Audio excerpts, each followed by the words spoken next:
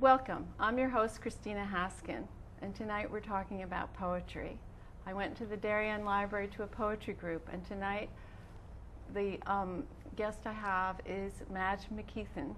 She was the creator of the one-page poetry circle, and she's also written a wonderful book. We launched it that April with Poetry and Food was our first one there at the St. Agnes branch of the New York Public Library on Amsterdam. And we went for 9 months there, and we had such a collection of people. Quite a few people would read in another language and then in English. One person sang his poem. One person read in Thai.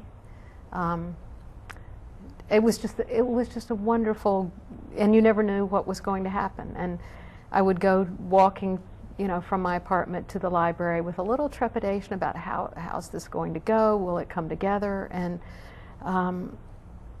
it just did. And I felt it was always the poetry, and it was the experience of hearing it read aloud, and then with multiple hearings, and things would just bounce and resonate off of each other, and yeah, well, my experience was there's something special about bringing a poem to a bunch of people that isn't your own. I think it's and that to hear the different interpretations, and then the discussion, and then finding out new poems that you didn't. I mean, in our group, I learned poets that I didn't know about. Right. It's just a whole communal kind of thing that's wonderful, and just. And there were so many avenues into different things. I know when the may I talk a little bit about sure. the Darien reincarnation of it? So yes, then you went to Darien. How did you? Well, I ended up in Darien because of the same son, and I thought, well, how am I going? What can I do? How can I? I had not been doing the poetry circle at that time for a little more than a year. And so I stopped in at the Darien Library. Again, there were some names I'd been given from the people at the New York Public Library. And again, the reception of the librarians was key. They were excited about it. We bounced around different topics. And then we started off. And one of the things I noticed in our circle that was, we would often talk and ask about the poets. And so people began to bring in a little bit of information about the poem the poet of the poem that they selected, right? Bit, yeah. And but other things were very similar. I would put the sort of prompts for thought in a little handout, and the librarians always supported that and worked with it, and helped with the publicity, and then attended in Darien and contributed, and just something happens in the room with it being read aloud. That's I was trying to explain this to somebody who teaches literature at the college level, and thinking about it also differently than I teach workshop. There's something about the sharing of words that aren't your own, the reading them aloud, and they're being of a size that you can have a response. Now, some of the poems I know we had this past year were so enormous and dense that it was difficult to penetrate and feel like we'd gotten much out, or as much as we could. But then we handed them out, was a new adaptation at Darien, so that we all had them to go home and study further. And it's just, for me, it's at least a twofold pleasure. First is the reading in anticipation of the theme that's coming.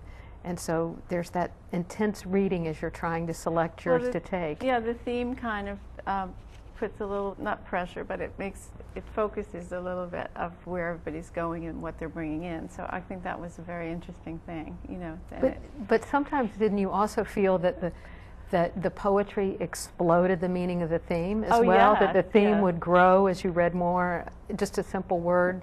Right. Well, I mean, it proves that there's so much you can read into a poem, or it's there's different reactions to the same poem, and all valid.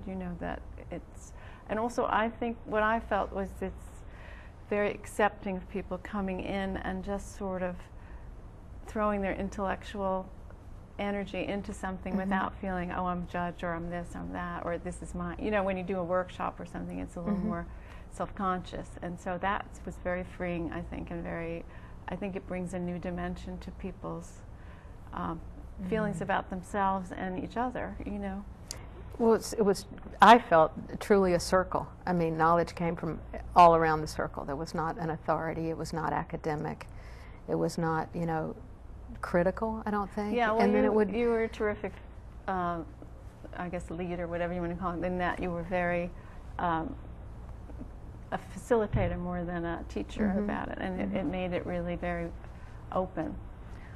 And it, for me, it keeps the poetry at the center of the circle. Yeah. You know, it keeps the, and it's a way I like to read poetry and share it and hear things when you hear it read in another's voice that you don't when you're just reading it to yourself. Sometimes in the poetry circle we would talk about the poem after we read it. Others would comment. This one was brought to one of the springtime poetry circles, and I think it's so beautiful and so obvious that I'll just read it, I think, without comment. A Blessing by James Wright. Just off the highway to Rochester, Minnesota, twilight bounds softly forth on the grass, and the eyes of those two Indian ponies darken with kindness. They have come gladly out of the willows to welcome my friend and me. We step over the barbed wire into the pasture where they have been grazing all day alone. They ripple tensely. They can hardly contain their happiness that we have come. They bow shyly as wet swans. They love each other. There is no loneliness like theirs. At home once more, they begin munching the young tufts of spring in the darkness.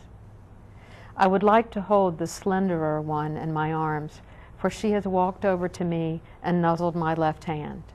She is black and white.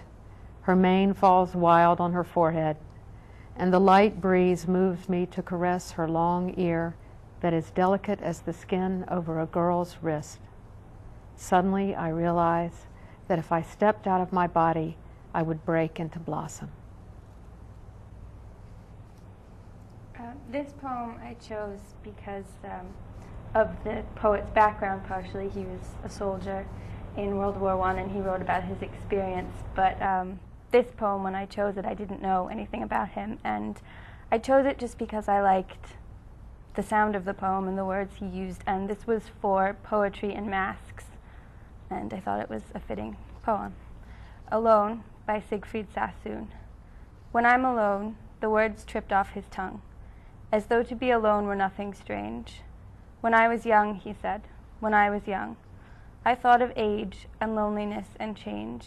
I thought how strange we grow when we're alone, and how unlike the selves that meet and talk and blow the candles out and say goodnight. Alone, the word is life endured and known. It is the stillness where our spirits walk, and all but inmost faith is overthrown.